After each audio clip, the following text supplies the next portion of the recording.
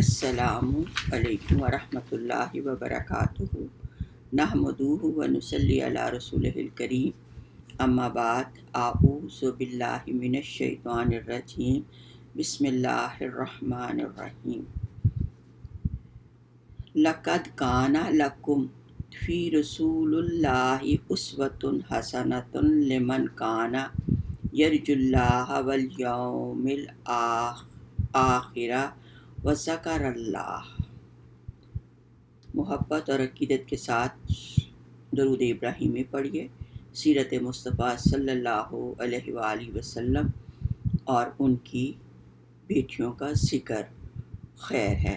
اللہم صلی علی محمد وعلی آل محمد کما صلیت علی ابراہیم وعلی آل ابراہیم انک حمید مجید۔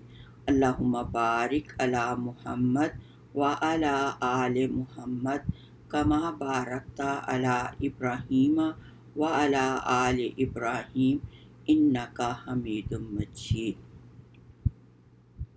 اللہ رب العزت قرآن پاک میں ارشاد فرماتا ہے کہ رسول اللہ صلی اللہ علیہ وسلم کی ذات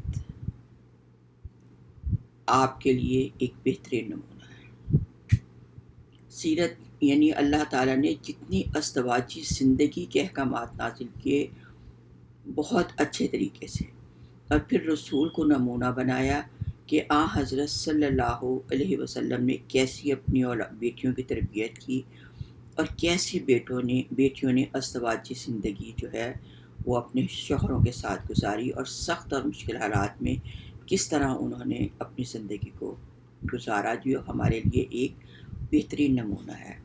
آپ کی پہلی بیٹی صاحبزادی کا ہم نے ذکر کیا تھا پچھلے درس میں، تو اعلان نبوت سے پہلے شادی ہو چکی تھی، لیکن جب اعلان نبوت ہوا تو بیٹی تو جو حضرت زینب تھی وہ تو ایمان لے آئی، لیکن ابو العاص تھا، وہ کہتا تھا میں پیارے نبی کی بے انتہا عزت کرتا ہوں اور زینب سے بھی بہت محبت کرتا ہوں، لیکن میں اسلام نہیں لاؤں گا۔ تو جب سب لوگ مسلمان جو تھے وہ ہجرت کر گئے مدینہ مکہ سے، حالات اتنے خراب تھے، تو دیکھیں کیسے ایک باپ اپنی بیٹی کو نصیحت کرتا ہے۔ کہا بیٹا تمہارا شوہر تم سے بہت محبت کرتا ہے، تم اپنے بچوں کے ساتھ اپنے شوہر کے ساتھ۔ تو وہ ابو العاص کے ساتھ نہیں۔ جب اللہ کے احکام نازل ہو گئے کہ شوہر کافر شوہر کے ساتھ مسلمان بیوی نہیں رہ سکتی، تو پھر آپ نے ابو العاص سے کہا کہ بیٹا میری ایک بات تنہائی میں سنو، یعنی قیدی بن چکے تھے تو آپ نے اکیلے میں بات کی کہ اب جو ہے زینب تمہارے ساتھ نہیں رہ سکتی۔ تو آپ نے اپنی بیٹی کے ساتھ، پھر بیٹی کو جو تھی کفار مکہ نے انتہائی راستے میں بہت تنگ کیا مدینے کی واپسی تک، تو آپ نے پھر اپنی بیٹی کو اور اپنے نواسوں کے ساتھ بے انتہا محبت کا جو تھا، کہا بہترین صدقہ اگر آپ کی بیٹی اپنے گھر سے یعنی اگر طلاق ہو جائے یا مشکل میں ہو تو ماں باپ کا فرض ہے کہ وہ اپنی بیٹی کو تنہا نہ چھوڑیں بلکہ اس کی پوری جو ہے وہ دستگیری کریں۔ اور پھر انہوں نے اس حالات میں اللہ تعالیٰ نے پھر، وہ شوہر اتنی محبت کرتا تھا کہ آپ کی وفات کے بعد زار و قطار بچوں کی طرح روتا تھا کہ میں زینب کے بغیر نہیں رہ سکتا۔ تو اللہ ہر کام میں اللہ کی جو ہے وہ خیر پوشیدہ ہے۔ اب آپ کی آج ہم ان کی دوسری بیٹی ام رقیہ کا ذکر کریں گے۔ یہ حضرت زینب کے 3 سال بعد سیدہ خدیجہ کے بطن سے پیدا ہوئی اور اپنی والدہ کے ساتھ جو تھی یہ اسلام لے آئی تھی، اور اسلام کے آپ بہت خوبصورت حسین و جمیل تھی، شرم و حیا، عقل و دانائی اور سلیقہ شاعری میں آپ بے مثال تھی۔ اسلام سے قبل اس وقت کے دستور کے مطابق پیارے نبی صلی اللہ علیہ وسلم نے رقیہ کا نکاح ابو لہب کے بیٹے عتیبہ سے کر دیا، لیکن رخصتی نہیں ہوئی تھی۔ سیدہ خدیجہ رضی اللہ تعالیٰ عنہا اس رشتے سے خوش نہیں تھی۔ اب غور سے بات سنیں کہ کیسے ایک بیوی کیسے اپنے شوہر کی رضا اور خوشنودی کے لیے کیا کچھ برداشت کرتی ہیں، اور لیکن اپنے شوہر کی صلی اللہ علیہ وسلم کی رضا جوئی اور خوش نودی کے لیے اس رشتے کو قبول کر لیا، اس احساس کے ساتھ کہ ابو لہب جو ہے وہ آپ کا چچا ہے اور قرابت داری ہے۔ جس طرح سیدہ خدیجہ رضی اللہ تعالیٰ عنہ اس رشتے سے خوش نہیں تھی، یہی معاملہ حضرت صلی اللہ علیہ وسلم کے ساتھ تھا، لیکن اللہ کا حکم تھا کہ رشتہ داری جوڑو، تو آپ نے قرابت داری کی جو تھا، صلہ رحمی اور حق قرابت کا جو تھا وہ لحاظ فرمایا پیارے نبی صلی اللہ علیہ وسلم نے بھی۔ اور سیدہ خدیجہ جو تھیں وہ ام جمیل سے بھی مطمئن نہ تھی۔ پورے مکہ میں یہ مشہور تھا کہ ابو لہب کے گھر میں ام جمیل کی چلتی ہے اور ابو لہب کی کوئی حیثیت نہیں ہے، اور اس سے زیادہ وہ سیدہ خدیجہ رضی اللہ تعالیٰ عنہ سے سخت حسد کرتی تھی۔ سیدہ خدیجہ نہیں، انتہائی با کردار، خوش اخلاق، اور پورے عرب میں اور تمام دیگر قبائل میں ان کا بے انتہا حضرت خدیجہ سید کی سلام اللہ علیہ کی بہت زیادہ احترام انہیں حاصل تھا۔ اس کے باوجود بھی سیدہ خدیجہ نے اس رشتے میں، ان رشتوں میں رکاوٹ، دونوں بیٹیوں کا تھا، لیکن آپ نے اس رشتے میں رکاوٹ نہ ڈالی، کیونکہ آپ چاہتی تھیں کہ رسول اللہ صلی اللہ علیہ وسلم کا راحت اور سکون جو ہے وہ خراب نہ ہو، کیونکہ ان دنوں آپ غار حرا میں اللہ کی عبادت اور ذکر و فکر میں جو تھے وہ مشغول رہتے تھے۔ اعلان نبوت کے بعد جب کفر اور شرک کی مذمت کی جانے لگی تو سب سے زیادہ مخالفت میں ابو لہب پیش تھا، اور رسول اللہ صلی اللہ علیہ وسلم کے ساتھ بہت ہی برا سلوک تھا۔ تو اس پر ابو لہب کی مذمت میں اللہ تعالیٰ نے سورۃ لہب کا نزول کیا ہوا، تو اس نے ابو لہب نے پھر اپنے نیک اور پاکیزہ بیویوں کو طلاق دے کر آپ کو سخت اذیت پہنچائی۔ آپ صلی اللہ علیہ وسلم نے دین اسلام کی خاطر اس صدمے کو برداشت کیا۔ نبی کریم صلی اللہ علیہ وسلم کی صاحبزادیوں کی طلاق کی وجہ سے سیدنا عثمان رضی اللہ تعالیٰ عنہ کی قسمت جو تھی وہ جاگ اٹھی۔ سیدنا عباس ابن عباس سے روایت ہے کہ نبی صلی اللہ علیہ وسلم نے ارشاد فرمایا کہ حق تعالیٰ نے میری طرف وحی کی ہے کہ میں اپنی لخت جگر رقیہ کا نکاح عثمان سے کر دوں، بس میں نے اپنی لخت جگر کا نکاح مکہ مکرمہ میں سیدنا عثمان رضی اللہ تعالیٰ عنہ سے کر دیا اور رخصتی بھی کر دی ہے۔ سیدنا عثمان رضی اللہ تعالیٰ عنہ انتہائی خوبصورت، حسین و جمیل تھے، امیر تھے، مخیر تھے، قریش کا بچہ حضرت عثمان رضی اللہ تعالیٰ عنہ کی عزت کرتا تھا۔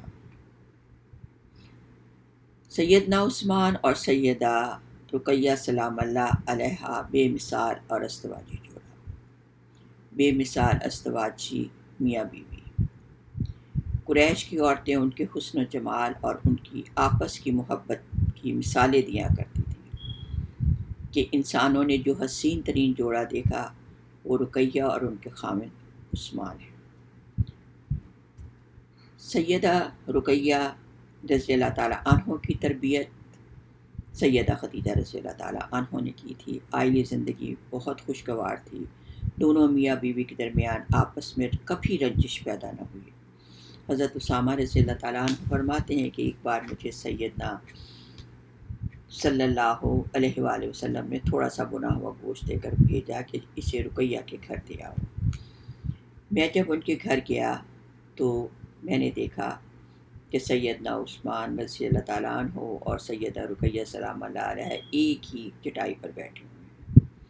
میں فرط محبت سے کبھی ایک کا چہرہ دیکھتا، کبھی دوسرے کا دیکھتا۔ واپس آ کر میں نے خوشی خوشی نبی کریم صلی اللہ علیہ وسلم کو بتایا تو آپ نے کہا کہ کیا تم نے عثمان اور رقیہ سے زیادہ بے مثالی جوڑا دیکھا ہے؟ میں نے کہا میں نے ان سے حسین اور خوبصورت جوڑا آج تک نہیں دیکھا۔ آپ صلی اللہ علیہ وسلم نے فرمایا کہ جب یعنی ہجرت مسلمان جو تھے حالات بہت سخت تھے، انتہا کے ظلم جو تھے برداشت کر رہے تھے، تو پھر اب پیارے نبی صلی اللہ علیہ وسلم نے اللہ کے حکم سے ہجرت حبشہ کا حکم دے دیا، اور اس میں پہلے جو تھے وہ 13 مرد اور 4 عورتیں تھیں، اس میں سیدہ رقیہ آپ کی بیٹی اور حضرت عثمان رضی اللہ تعالیٰ عنہ بھی تھے۔ اور جب آپ وہاں چلے گئے تو حضرت صلی اللہ علیہ وسلم کو اپنی بیٹی اور اپنے داماد کی جو تھی وہ یاد آتی تھی، اور آپ یہ اسلام کی پہلی ہجرت تھی، اور یہ اعزاز اللہ تعالیٰ نے حضرت عثمان رضی اللہ اور حضرت رقیہ کو دیا، اور آپ نے 2 بار ہجرت کی۔ اللہ نے کہا جو میری راہ میں والذین ہاجروا واخرجوا من دیارہم اوذوا فی سبیلی وقتلوا وقتلوا اکفرنہم سیئاتہم ویدخلہم جنات تجری من تحت الانہار ثواب من عند اللہ واللہ عندہ حسن ثواب، اللہ سے اچھا اور کون ثواب دینے والا ہے۔ تو آپ نے 2 بار ہجرت کی، ایک بار مکہ سے جو تھی ہجرت حبشہ، اور دوسری بار مکہ سے مدینہ ہجرت کی، اور درمیان میں جو تکالیف اٹھائیں ان کو اپنے شوہر کے ساتھ بہت خوشی کے ساتھ آپ نے قبول کیا۔ سیدنا پیارے نبی جو تھے جب ہجرت حبشہ میں تھے تو آپ بہت پریشان ہوتے تھے، اور مکہ کے گھر سے باہر یعنی آپ مکہ سے باہر تشریف لے جاتے، اور جہاں سے حبشہ کے تجارتی قافلے آتے یا لوگ آتے تو ان مسافروں سے اپنے مہاجروں کے اور اپنی بیٹی کے بارے میں حالات دریافت کرتے۔ ایک بار ایک بوڑھی عورت سے پوچھا، اس سے مہاجروں کے حالات پوچھے، اس نے سارے حالات بتائے اور کہا کہ میں نے آپ کی بیٹی عثمان اور سیدہ رقیہ کو بھی دیکھا ہے۔ تو آپ نے کہا تم نے کیسے پایا؟ کہا دونوں ایک سواری پر تیار تھے، اور جو تھے عثمان جو تھے وہ سواری چلا رہے تھے، دونوں ایک ساتھ بیٹھے ہوئے تھے۔ آپ نے اللہ کا شکر کیا اور کہا اے اللہ عثمان اور رقیہ کی حفاظت فرمانا۔ سیدہ رقیہ کی اپنے شوہر کی فرمانبرداری اور اطاعت اور خدمت گزاری کی پیارے نبی صلی اللہ علیہ وسلم مثال دیا کرتے تھے۔ سن 2 ہجری میں جب صحابہ کرام اور رسول اللہ صلی اللہ علیہ وسلم بدر کی تیاریوں میں مصروف تھے تو آپ کی بیٹی رقیہ جو تھی وہ اچانک بیمار ہو گئی۔ یہ راوی لکھتے ہیں کہ شاید خسرہ کی بیماری میں وہ مبتلا ہو گئی تھی۔ تو آپ نے سید عثمان سے ارشاد فرمایا کہ آپ رقیہ کی تیمارداری کے لیے مدینہ ہی میں قیام فرمائے۔ آپ نے اپنے خادم خاص حضرت اسامہ بن زید کو بھی مدینہ میں حضرت عثمان کے پاس جو تھا رہنے کا حکم دیا۔ سیدنا عثمان کا اصرار تھا کہ میں بھی غزوہ بدر میں شامل ہونے کی سعادت حاصل کروں۔ فرض کی پکار تھی، جہاد کا جذبہ، شوق تھا، لیکن آپ نے ارشاد فرمایا کہ آپ کے لیے بدر میں حصہ لینے والے مجاہدین کے برابر ثواب ہے، یعنی شوہر کی بیوی کی بیماری کی حالت میں خدمت کرنے کا درجہ پیارے نبی صلی اللہ علیہ وسلم نے فرمایا جہاد کے برابر ہے، اور ارشاد فرمایا مال غنیمت میں بھی آپ کا حصہ ملے گا۔ سیدنا عثمان جو تھے وہ مدینہ ہی میں مقیم رہے، اور سیدہ رقیہ کی تیمارداری جو تھے وہ کرتے رہے۔ تو آپ صلی اللہ علیہ وسلم جس روز مدینہ واپس ہوئے تو سیدہ جو رقیہ تھیں وہ 23 سال کی عمر میں جو تھیں اپنے اللہ کو پیاری ہو گئیں، وفات پا لی انہیں۔ لیکن جس دن انہوں نے وفات پائی اسی دن پیارے نبی صلی اللہ علیہ وسلم غزوہ بدر کی جو ابھی یعنی آپ نے دفنایا نہیں تھا، یعنی جو میت جو تھی وہ تیار کر لی تھی، تو آپ نے کہلا بھیجا کہ یا رسول اللہ کیا میں جنازہ رکھوں، یعنی آپ دیکھیں گے؟ تو آپ نے کہا نہیں، رقیہ کو اس کی خیر کے مقام پہ پہنچا دو۔ اور آپ کی یہ سنت مبارکہ تھی کہ جب آپ باہر سے آتے تھے تو پہلے مسجد نبوی میں تشریف فرما ہوتے، 2 رکعت نفل شکرانہ پڑھتے، سارا سامان مسجد میں رکھتے، اور تمام صحابہ کو حکم دیتے کہ اپنے گھروں میں اطلاع دے دو کہ ہم گھر آ رہے ہیں۔ یعنی کیسی چھوٹی چھوٹی باتیں تھیں جو ازدواجی زندگی میں خوشی پیدا کرتی ہیں کہ پہلے سے بتا دیا جائے بیوی تیار ہو، شوہر آ رہا ہے واپس پر۔ لیکن حضرت صلی اللہ علیہ وسلم کو شدید صدمہ تھا کہ بیوی کی یعنی بیٹی جو تھی ان کی غیر موجودگی میں وفات پائی، پھر جنازے میں اور اس میں شرکت نہ کر سکے۔ پھر آپ گھر نہ گئے واپس اور مسجد سے سیدنا عثمان کے پاس آئے اور کہا کہاں ہے میری بیٹی کی قبر؟ تو پھر آپ نے قبر پر ہاتھ رکھ کر فرمایا بابا جان کی جان تو بھی ہمیں چھوڑ کر چلی گئی۔ غم کی ایک وجہ یہ بھی تھی کہ سیدہ کے انتقال جو تھا وہ آپ کی غیر موجودگی میں ہوا تھا۔ تو انا للہ و انا الیہ راجعون۔ تو یہ تھی وہ وفادار اور وفادار بیویاں جن کی تربیت نبی کریم صلی اللہ علیہ وسلم اور سیدہ خدیجہ رضی اللہ تعالیٰ عنہ نے کی، جنہوں نے خوشی اور غمی میں اپنے شوہروں کی وفاداری کی۔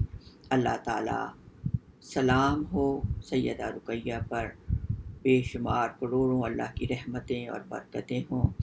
اللہ تعالیٰ ہم سب کی بیٹیوں کے نصیب جو ہیں وہ کھول دے۔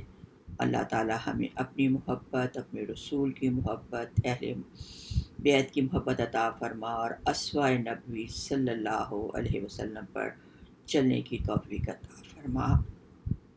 آمین یا رب العالمین۔